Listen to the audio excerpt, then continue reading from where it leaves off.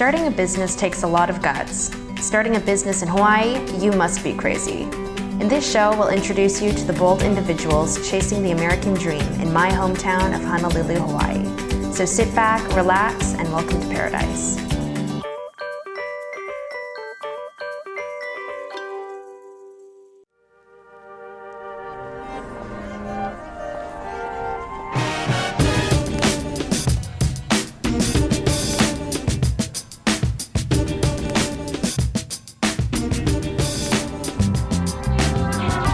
This is Welcome to Paradise. I'm your host, Nikki Nocturnal, and today I am with... Richie Lucero and Black Cat Tattoo.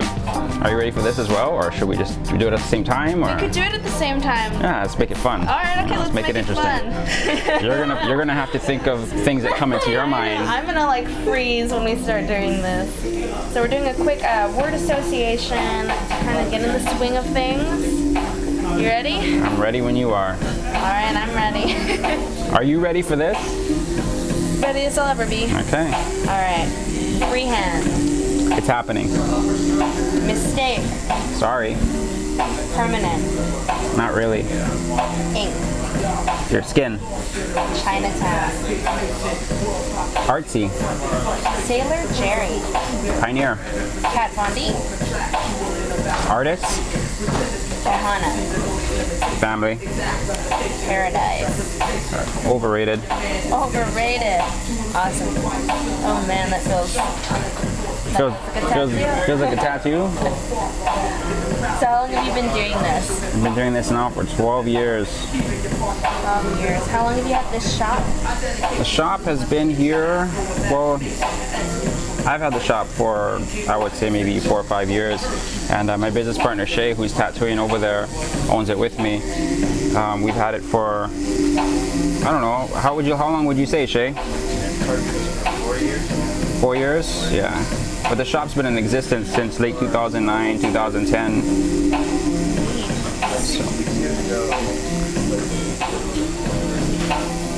We've been fortunate to be here and do our thing for as long as we have and continue to grow and continue to just be blessed every day to do what we love. Indeed. So what drew you to Chinatown, out of all places, to start a business? Chinatown, I happen to be lucky to be one of the first artists that was hired by the original owners who opened this shop in Chinatown. I didn't know anything about Chinatown. I was in Waikiki at the time, and when I got here, I thought it was like a really exciting and lively place with a lot going on, a lot that people didn't really know that was happening down here. It always had a bad stigma of being riddled with crime and like scummy people and whatnot, but I thought it was really good and it had character, and I identified with that more than the glitz and glamour of tourism and beachcombing Waikiki and whatnot. That was all just overrated. I don't like that. I think it didn't have any passion or soul. I thought being here was just being more alive, and I liked it. So.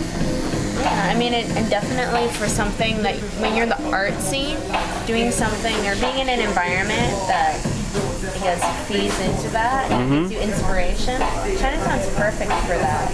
I think so. Especially the unconventional and those people who are willing to take risks. I feel like that's what art is about. It's about taking risks. It's about being unconventional.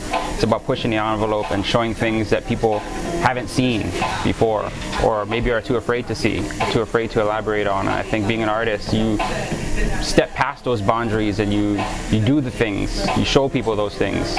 That's what I like about this town. So. What was it like taking that jump and starting a business, or joining a business like that? Well, it's a bit nerve-wracking at first, but like everything else, like we talked about, taking the risk and just doing what you have to do, and you don't think about it, you just do it.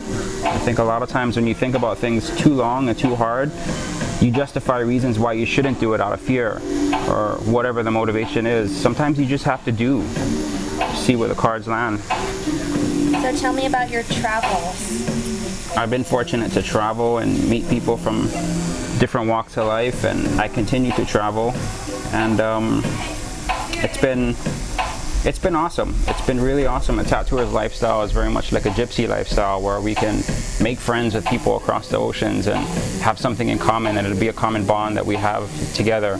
And it's almost like a global family where we can just vibe off of each other, not only artistically, but we can visit each other's places and stay at each other's houses and be a part of each other's extended family and their life and see what they're doing and come back with news from across the ocean. Like, this is what's going on in Europe right now. This is what they're doing in Japan right now. Tricks of the trade. Yeah, and we show them what we're doing, and that's how the art globally just expands.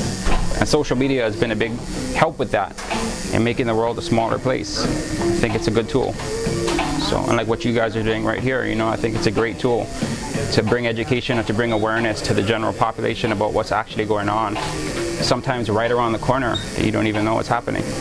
So what mediums of art do you like working with the most? I've noticed, like you said, a lot of the work on the wall behind you, you've done yourself. Beautiful. And thank you. It's a lot of different styles, that's what I've noticed. I switch it up a lot. You know, I think for me, I've always been curious about how to express my ideas and how to express myself using various techniques or various just different styles of things. And I think that being an artist, you have a technique. I think that maybe if you do an oil painting, or if you do a tattoo, or if you do watercolor, or if you do sculpting, or any medium that you choose, I think I can equate that to just vocabulary. And I think being an artist means that you speak the entire language, that you're fluent in that language. So you may have various techniques under your belt, and you may have certain vocabulary that you might be able to say a few words. But in order for you to express yourself in a fluent way, it encompasses the whole package of being an artist, dabbling in things. So I like that. I like that. That's really dope. No, I mean, it's like what we were talking about earlier with conveying feelings and emotions. Sometimes that's a little bit more powerful than just a word. You know, there's more. Absolutely. More you can convey. When did you transition to tattooing? 2003 is when I started tattooing. I went to a shop in Waikiki that I heard was looking to hire people, and my initial idea was to be an apprentice there. I went in there with some drawings and no tattoo experience virtually, and wanted to become an apprentice. And the owner was this old biker dude. I guess it was right place, right time. They needed people, and he was like, "Yeah, sure, you start today." Oh, okay, who do I apprentice under? Nobody. You can pick up that machine and start tattooing people today. And I was like, whoa, really? And he was like, yeah, you can draw, you can fucking do this. So I got thrown to the wolves, so to speak. And I had to earn my keep. And in the beginning it was hard, you know, not knowing what's going on. You know, getting a cold shoulder from people because they were like, who the fuck is this dude coming in here starting a tattoo, doesn't know what he's doing. But slowly I started to prove my worth by just studying and getting my nose in there really deep and just progressing.